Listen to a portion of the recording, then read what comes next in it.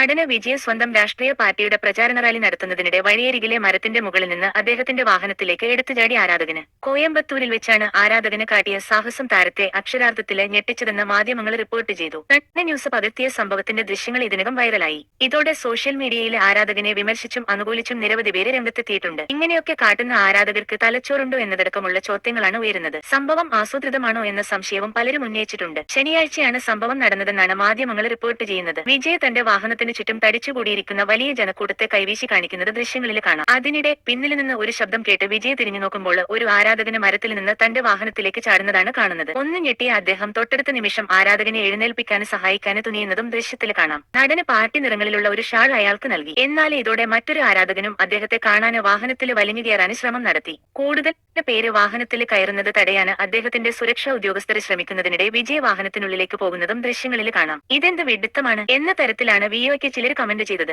രാഷ്ട്രീയക്കാരനായി മാറിയ ഒരു നടനെ കാണാന് മരത്തിൽ നിന്ന് വാനിലേക്ക് ചാടുന്നു. വിജയ് ആരാധകർക്ക് തലച്ചോറുണ്ടോ? ഇങ്ങനെയുള്ള വിഡ്ഢിത്തം ഞാന് വെറുക്കുന്നു എന്ന തരത്തിലായിരുന്നു പ്രതികരണങ്ങളിലൊന്ന്. ഇത് ആസൂത്രിതമാണെന്ന് തോന്നുന്നു എന്നായിരുന്നു മറ്റൊരു പ്രതികരണം. ഒരാൾ അതിനെ ഭ്രാന്ത് എന്നാണ് വിശേഷിപ്പിച്ചത്. പോക്കിരി യിലെ വിജയിയുടെ രംഗം ബ്രോ യഥാർത്ഥ ജീവിതത്തില് പുനരാവിഷ്കരിച്ചു വെന്നും ചിലര് തമാശയോടെ ചൂണ്ടിക്കാട്ടിയിട്ടുണ്ട്.